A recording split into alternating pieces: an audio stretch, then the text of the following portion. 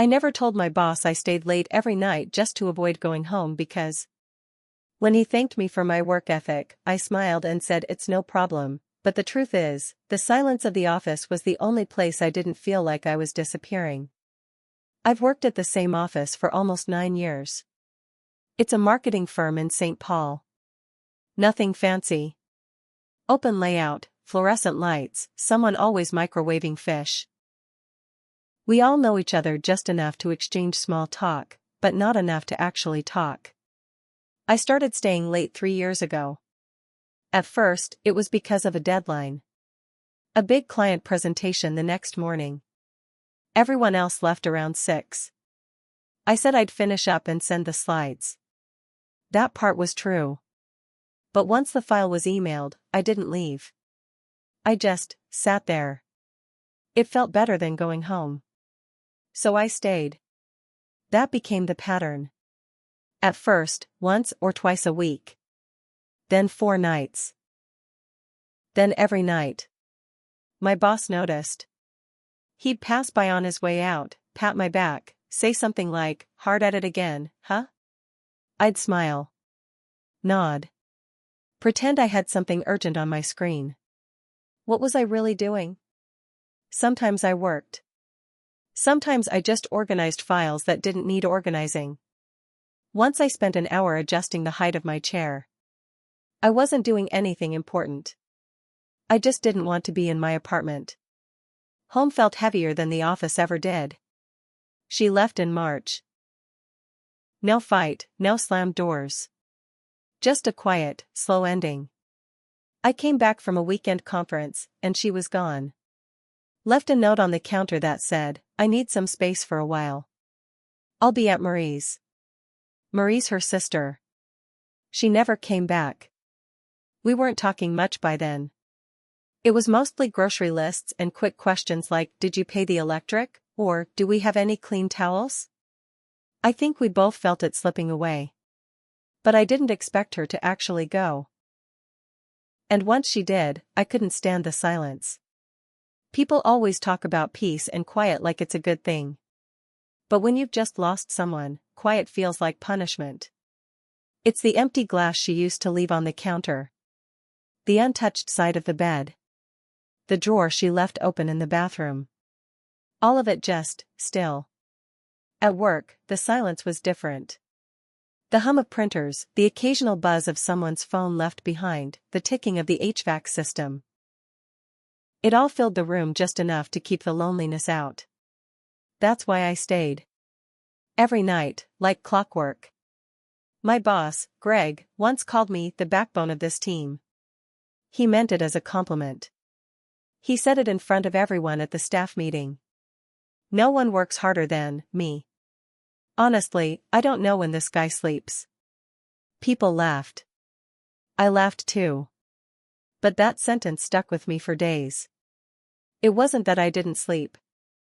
It was that I didn't want to go to bed alone again. Greg thanked me later, in private. "You're really keeping this place together," he said. "Your work ethic, it's something else." I told him, "It's no problem." I smiled. I didn't tell him that I hadn't cooked a meal in weeks. That I hadn't opened my bedroom curtains in months. That I once sat in my car for an hour outside the apartment just staring at the windshield because the idea of opening the door felt impossible. I didn't tell anyone. You can't just say things like that out loud. Not at work. Not even to friends, really. Everyone has their own stuff. No one wants to hear about a grown man who works late because he's scared of being alone with his own furniture. I started keeping a toothbrush in my desk drawer. At first, it was for those really late nights. But then it just became normal. I kept deodorant in there too. A backup shirt. Once, I even brought a pillow. I didn't plan to sleep at the office, but I liked knowing I could if I had to. My coworkers probably think I'm just a workaholic. Some of them joke that I live there. They're not far off. But none of them know the truth. None of them know what it's like to walk into your apartment and feel like you've been erased. Like everything that used to be alive there has packed up and gone, and you're the only one who didn't get the memo. I didn't tell Greg. I didn't tell anyone. I just kept staying late. Turning off the lights last. Locking up behind me. Pretending that I'm some kind of loyal, driven, hardworking employee. But I'm not staying because I care about the job. I'm staying because the silence here is the only kind I can stand. A few months ago, something changed. Greg pulled me into his office for a quick chat. He closed the door, which he never does. He sat down across from me, folded his hands, and gave me this look, like he was trying to be gentle about something but didn't know how. I got a call from HR, he said. They flagged your hours. I laughed, thinking it was a joke. But he didn't smile. They're concerned, he went on. Not about your performance. You've been amazing. But the hours, the late nights, they're asking questions. If you're clocking overtime, they need to track it.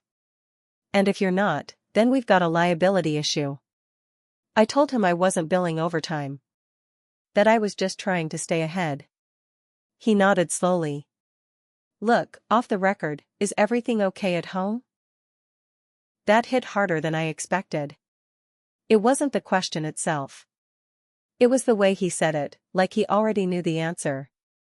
I wanted to lie. Say yeah, everything's fine, just a little busy lately.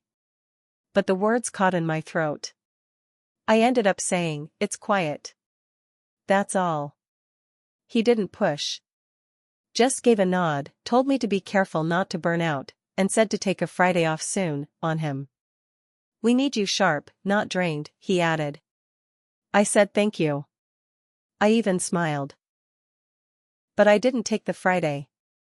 I worked until 10 that night. A week later, a new intern started. Her name is Danielle. Fresh out of college, bright-eyed, talkative. She asked a lot of questions. Sat near me. One night she stayed late too, said she wanted to get ahead on a project. I didn't mind at first. I gave her space, let her do her thing. But around 8 p.m., she came to my desk with 2 cups of coffee. I figured you'd still be here, she said. You're always the last one out. I tried to play it cool. Said something like, old habits. She sat down across from me. Is it worth it? Is what worth it? All the staying late. The extra hours. Does it pay off in the end? I wanted to give her some wise mentor-type answer. But I didn't have one. So I just shrugged. Then she said something I didn't expect. I used to stay late at my last job too. It was easier than going back to my mom's place. It got really bad after my dad passed. She said it so casually. Like it wasn't a big thing. But it was. That was the first time I realized maybe I wasn't the only one hiding in the office. But here's the twist, a few nights later, I saw Danielle leaving at 6. She had a bag slung over her shoulder and a smile on her face. She waved as she passed my desk. See you tomorrow. That night, I stayed until 11. Because the truth is, some of us get better. And some of us get stuck. And I'm starting to realize I might be stuck. A few weeks after that night with Danielle, something strange happened. I came in one morning and my desk was different. Not a lot, just slightly off. My chair was pulled out farther than I remembered. The monitor was tilted. My pen wasn't where I usually leave it. I told myself I was imagining things. But the next night, after staying late like usual, I went to the bathroom. When I came back, I noticed my email was open. I always lock my screen when I leave. Always. I've done it out of habit since I started working here. That night, I couldn't sleep, not because of the empty apartment, but because I couldn't stop thinking about who might have touched my stuff. Who was even still in the building? Security? Cleaning crew? HR? The next morning, I asked Greg if anyone had been sitting at my desk after hours. He looked confused. Not that I know of. Everything okay? I said yeah. Dropped it. But I started noticing more things. Sticky notes moved. An open document I never opened. One time, a draft email I swear I didn't write. I started leaving little tests. I'd place a paperclip under my keyboard. A folded sticky note in the drawer. A small shift in my mouse position. Each time, something changed. I didn't tell Greg. I didn't tell Danielle. I didn't tell anyone. Because I realized something: if someone was going through my stuff, they probably already knew why I was staying late. I started wondering if HR was watching me. If they thought I was unstable. If they were building some kind of case. Maybe they thought I was a risk, a burnout case, a lonely man spiraling in an office after dark. And maybe they weren't wrong. Then one night, I stayed later than usual, close to midnight. I heard footsteps. Not the janitor. Not security. Slow, cautious footsteps. I turned off my monitor and waited. The lights at the far end of the office were still on, but I didn't hear anything else. I stood up, walked to the hallway near the break room, and saw a figure just disappearing down the back stairwell. Too quick to see clearly. But not quick enough to make me feel safe. I stayed frozen for a full minute. Then I packed up and left without turning off the lights. First time I've done that in years. The next day, Greg asked why the lights were still on when he got in. I said I forgot. That I was tired. He didn't push. That Friday, HR called me in. The woman who met with me. Her name was Caroline, smiled too much. She said they'd noticed my long hours and just wanted to make sure I was okay. She offered an EAP number. Gave me a brochure. Talked about burnout. I nodded, said thanks, and walked out. But the weirdest part? As I was leaving her office, she said, "We all appreciate the dedication, my name. Just, take care of yourself. People notice more than you think." And for the first time in a long time, I felt cold all over. Because I realized I wasn't invisible here anymore. Someone was watching. After that meeting with HR, I started going home a little earlier. Not because I wanted to. Because I felt like I had to. Like there were eyes on me. Like every key I typed was being logged somewhere. I couldn't shake the feeling. But the silence at home hadn't changed. The apartment still felt hollow. Her plants were still dying in the window. Her coat still hung in the closet. I couldn't bring myself to touch any of it. So after a few nights of pretending to go home on time, I slipped back into my old routine. Stayed late. Kept to myself. Watched the hallway like I was waiting for something. Then something happened I still can't explain. One night, around 10:45, I opened my drawer and found a folded piece of paper that wasn't mine. No name. Just 2 words, written in small, all-cap handwriting: "Go home." I sat still for a long time. I didn't touch it. Didn't move it. I just stared at it like it might change into something else. A joke. A prank. Something from Danielle? But it didn't feel like her. I finally put the note in my bag and left. That weekend, I barely slept. I kept replaying it, not just the words, but the way they were written. No punctuation. No threat. Just a command. Like someone was tired of me being there. On Monday morning, I came in early. Earlier than anyone else. I checked every desk. Every trash bin. I don't know what I was looking for. I even checked the security footage. That part one wasn't supposed to do. I waited until the front desk was empty and pulled the archive from my floor. But here's the thing, there was no footage between 9:40 and 11 p.m. The file was just missing.